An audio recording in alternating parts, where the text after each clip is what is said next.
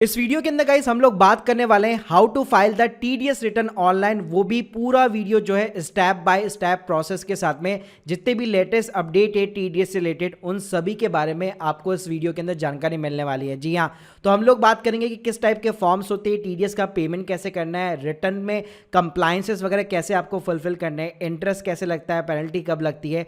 तो गाइस ये सारी आपको जानकारी मिलने वाली है और इसके लिए मैं इन्वाइट करने वाला हूँ हमारे टीडीएस एक्सपर्ट अंकुश सचदेवा को। वीडियो को गाइस शुरू करने से बताना चाहूंगा, अगर आप लोग टीडीएस एक्सपर्ट को अपनी रिटर्न्स के लिए यहाँ पे बहुत ही अफोर्डेबल कॉस्ट के ऊपर हायर करना चाहते हैं तो उसकी लिंक भी मैंने आप लोगों को डिस्क्रिप्शन बॉक्स के अंदर प्रोवाइड कर रखी है। तो चलिए गाइस शुरू करते हैं। Hi guys, welcome to my online CA. My name is Ankush. आज हम लोग जो बात करेंगे वो बात करेंगे how to file your TDS return. जैसे कि आप लोगों को पता है इनकम टैक्स के रिटर्न में भी, इनकम टैक्स फाइलिंग में भी चेंजेस हुए हैं। फाइनेंशियल 23-24 में भी, 22-23 में भी, पोर्टल में काफ़ी सारे चेंजेस हुए हैं। तो टीडीएस की रिटर्न फाइल करने के प्रोसीजर में भी काफ़ी सारे चेंजेस हुए हैं। कुछ टीडीएस के फॉर्म्स होते हैं जैसे कि आप स्क्रीन पे देख पा रहे हैं 24Q, 26Q, then 27Q, 26QB, QC।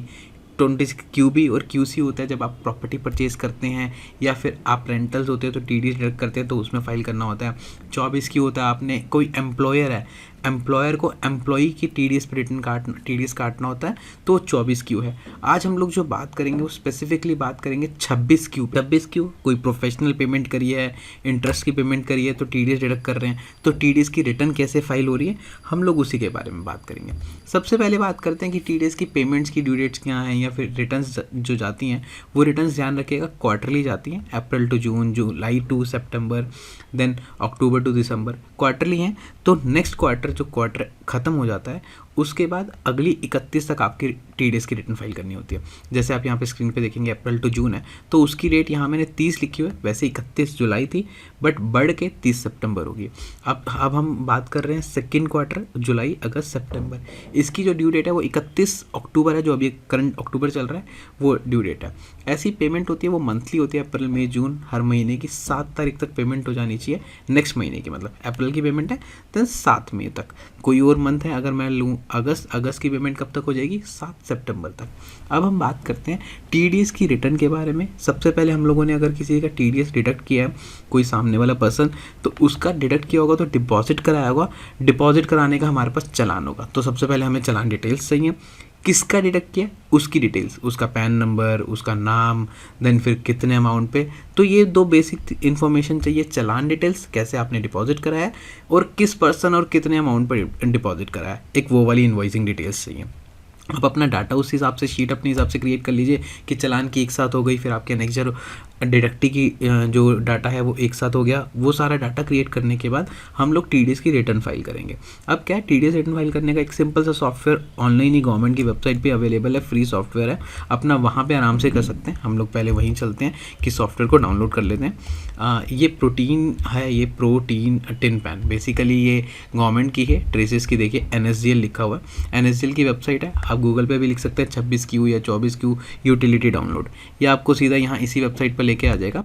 आप यहाँ से RPU वर्जन 4.8, अभी करंटली 4.8 चल रहा है, 4.8 डाउनलोड कर सकते हैं। आपने जैसे डाउनलोड करेंगे आपको डेस्कटॉप पर आ जाएगा 4.8। मैं यहाँ पर इसको फोल्डर पर ओपन कर लेता हूँ।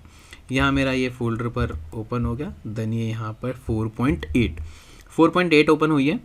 अब मैं ये अपनी टीडीएस का सॉफ्टवेयर ओपन कर रहा हूँ। इस सॉफ्टवेयर में जो जो डिटेल्स मांगेगा वो डिटेल्स फिल करनी है, फाइल जनरेट करनी है और सबमिट कर देनी है।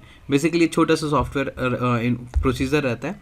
Form number 24Q, 26Q, 27Q, 27CQ। हम आज 26Q के बारे में बात करें। 26Q पे क्लिक करें, देन क्लिक टू कंटिन्यू। अगर आपने सारा डाटा शुरू से बनाना है तो कंटिन्यू, जैसे हम लोग अभी बात कर रहे हैं शुरू से। मैंने डाटा बना करके ना, थोड़ा सा डाटा बनाया, डाटा बना करके फाइल को सेव कर लिया। मैं वो फाइल सेव कैसे करते हैं वो बता दूंगा कि कहाँ। मैंने डेस्कटॉप पे सेव कर ली थी कि ठीक है मेरे को कुछ चेंजेस करने कुछ है, मैंने सेव कर लिया, ओपन है सेव्ड रेगुलर। आपको क्लिक टू कंटिन्यू करना है कि एक तरह से पहले अपना डाटा क्रिएट तो करो, देन उसके बाद मैं आपको बताता हूँ। यहाँ पर ये हुई अपलोड, खुल जाएगा। आपको कंटिन्यू करोगे, आपके कंटिन्यू करने पे भी यही सॉफ्टवेयर ओपन होगा, यही डैशबोर्ड ओपन होगा बट ब्लैंक होगा। फिर आप यहाँ से फाइल सेव कर सकते हो। मैंने फाइल पहले सेव कर ली थी कि ठीक है डाटा क्रिएट करके मेरे को इजीली रहेगा। अब मैंने यहाँ पे फॉर्म है, 3 कॉलम दिख रहे हैं, फॉर्म, चलान, अनेक्जर। एक चौथा है अदर सर्विसेज। अदर सर्विसेज पे ये तो पे टैक्सेस है, ये अभी हमारे काम के नहीं है। सिर्फ 3 ही हमें जो फिल करने हैं और इसको फिल करते हमारी टीडीएस की रिटर्न ईजिली फाइल हो जाएगी। बेसिक इन्फॉर्मेशन है, बेसिक इन्फॉर्मेशन क्या है, particular statement, pan number, employer या फिर डिडक्टर। हम यहाँ पर डिडक्टर हैं जो कि डिडक्ट टैक्स को डिडक्ट कर रहे हैं, सामने वाला डिडक्टी। यहाँ पर ये बेसिक इन्फॉर्मेशन फिल करी। उसके बाद हमने अपना जो भी पर्सन है, अगर कोई प्राइवेट लिमिटेड है तो उसमें पर्सन कौन है, डायरेक्टर रिस्पॉन्सिबल हो जाता है। पार्टनरशिप है तो उसमें पार्टनर रिस्पॉन्सिबल होता है। उस पर्सन का pan number, address, phone number. अगर आपने पहले टीडीएस रिटर्न फाइल करके है तो उसकी एक्नॉलेजमेंट नंबर। अब क्या होता है, कई बार पहले क्या होता था, पहले आप ऑफलाइन टीडीएस की रिटर्न सबमिट करते हैं तो वो जो एक्नॉलेजमेंट मिलती है उस एक्नॉलेजमेंट को संभाल के रखना होता है। वहाँ से वो एक्नॉलेजमेंट नंबर एंटर होगा इसके अंदर। देन चलान मैं आपको दिखा देता हूँ, मैंने चलान कैसे पे कर रखे हैं। मेरे चलान मैंने यहाँ पर ना डेस्कटॉप पे Q2 की है। 3 चलान पे करे, जुलाई का, अगस्त का, सितंबर का।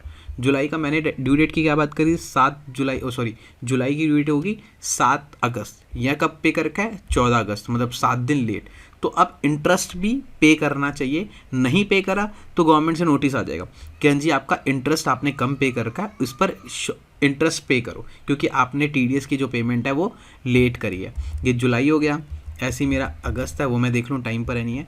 अगस्त की क्या है, 2 सितंबर, मतलब डेट क्या थी, 7 सितंबर, हमने 2 सितंबर को कर रखा। सितंबर के चलान में ये पेमेंट हुई है 7 अक्टूबर को। 7 अक्टूबर को पेमेंट हो गया, मतलब within a due date है। तो ये हम लोगों ने 3 चलान देख लिए, तीनों चलान हमारे 8750 के हैं। ठीक है, अब मैं अपने उसी सॉफ्टवेयर पे आता हूँ। सॉफ्टवेयर पे सबसे पहले मैंने आप फॉर्म पे बेसिक इन्फॉर्मेशन सारी की सारी फिल कर दी है। अब मैं चलान पे आया। चलान पे मैंने तीनों चलान की मैं डिटेल्स फिल कर दूंगा, 8750। ठीक है, सरचार्ज वगैरह है नहीं। इंटरेस्ट मैं अभी इसमें नहीं पे करा मैंने, अगले एक और चलान के साथ मैं इंटरेस्ट ज़रूर पे करूँगा क्योंकि मैंने लेट पे करा है। ठीक है, लेट टीडीएस जमा कराया। अब उसमें बीएसआर कोड, डेट मैं दिखाता हूँ आपको चलान में कहाँ आ रही है। ये रही बीएसआर कोड, चलान नंबर, ये डेट, ये सारी इन्फॉर्मेशन हमको सारी की सारी फिल करनी है। ये बेसिक इन्फॉर्मेशन है, सारी की सारी एज इट इज़ फिल होगी। यहाँ पर क्या है, माइनर हेड पूछ रहा है कि अगर आपने नॉर्मल टैक्स जमा कराया है तो 200 आएगा। अगर आपके कोई नोटिस आ जाता है, जैसे मैंने अभी आपको इंटरेस्ट का बताया, तो कई बार चलान पे करना पड़ता है नोटिस पे, तो फिर वो 400 आ जाता है। तो ऐसे इन लोगों ने ये कोड डालना है, 200 या 400, ये इन्फॉर्मेशन सारी फिल करनी है। अब है अनेक्जर 1 डिडक्टी डिटेल। डिडक्टी कौन, जिसका हमने टैक्स काटा है, उसकी हम लोग डिटेल डालेंगे, किस सेक्शन में काटा है। हाँ जी, हमने 194J में काटा है। जे किस चीज़ का है, प्रोफेशनल का। उसके बाद हम लोगों ने यहाँ पर उसका पैन नंबर डाला, उसका नेम डाला, डेट डाली, अमाउंट कितना पे करा, 500 पे करा, 87,500।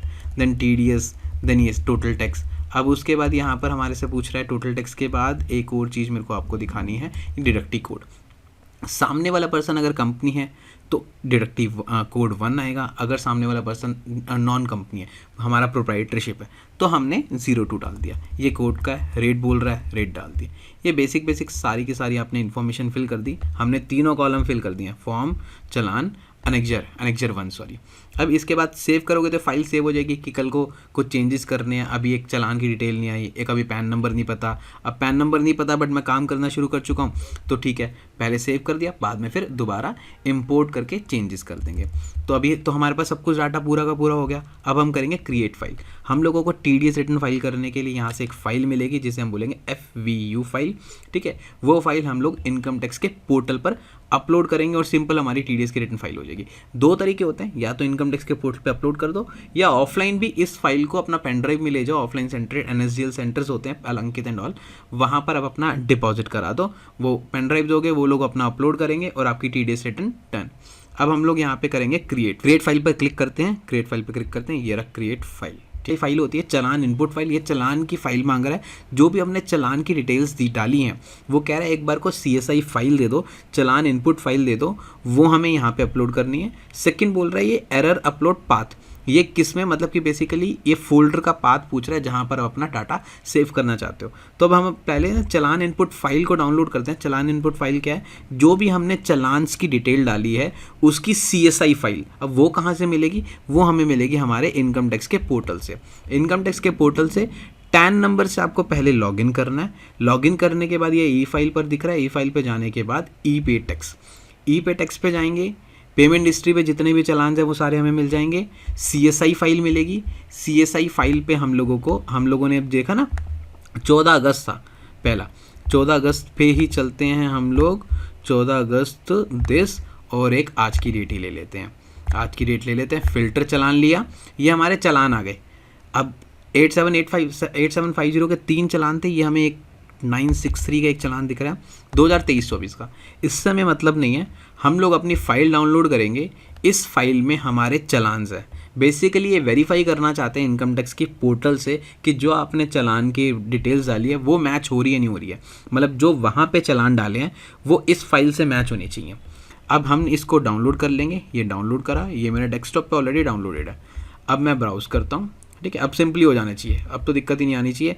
मेरे को CSI फाइल चाहिए, CSI फाइल कहाँ से मिलेगी, इनकम टैक्स पोर्टल से, BP दिस, ये CSI फाइल। अब ये पूछ रहा है पाथ का, मतलब पाथ कि कहाँ पे आप अपनी फाइल्स को सेव करना चाहते हैं। अगर कुछ एरर्स हैं वो एरर्स बता देगा, अगर वैसे है तो वैसे आप आपको ये TDS का मैंने फोल्डर्स बना दिया, यहाँ अपना सारा डाटा सेव कर देगा।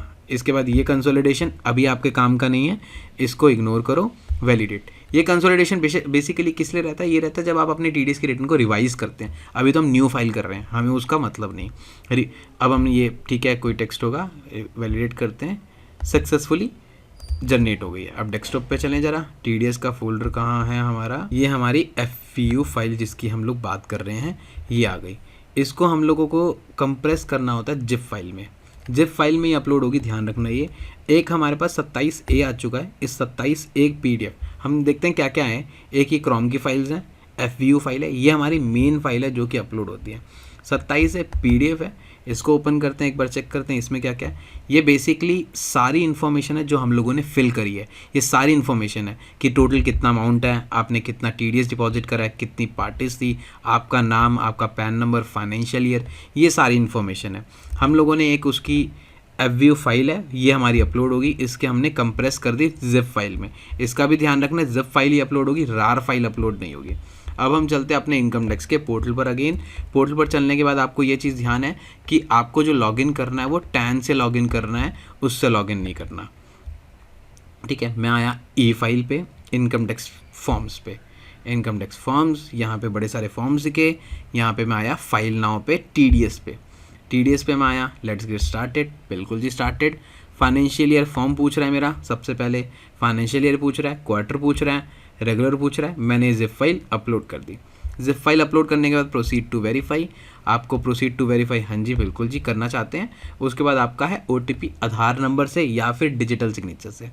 ये सब प्रोसीजर करने के बाद आपकी TDS की रिटर्न फाइल हो जाएगी और आपको 2 या 3 दिन बाद, 3 दिन लगेंगे, 2 दिन लगेंगे, आप अपना दोबारा लॉगिन कीजिए, इनका स्टेटस चेक कीजिए कि आपकी TDS की रिटर्न प्रोसेस हो गई है या नहीं हो गई है। कुछ एरर्स होंगे तो वो अपना पता चल जाएगा, आपको ट्रेसिस की वेबसाइट से डाउनलोड करना पड़ेगा। यहाँ पर आपको वो एरर्स, यहाँ पे आप चेक कर सकते हैं अपना status. Income filings income tax के पोर्टल से होगी। कुछ अगर फॉर्म 16 आगे जब देंगे, फॉर्म 16A, वो सारी ट्रेसिस की वेबसाइट से होती हैं, तो वो हम अगली वीडियो में कवर करेंगे कि कैसे फॉर्म 16 या 16A दिए जाते हैं, कैसे डाउनलोड किए जाते हैं। अभी तक अगर आपको इसमें TDS रिटर्न फाइलिंग में कोई भी क्वेरीज हो या फिर इससे रिलेटेड कुछ हो, आप हमारी वेबसाइट पर रीच कर सकते हैं myonlinecA.in, और मुझको भी डायरेक्टली मेल कर सकते हैं ankush@myonlinecA.in पर। Thank you.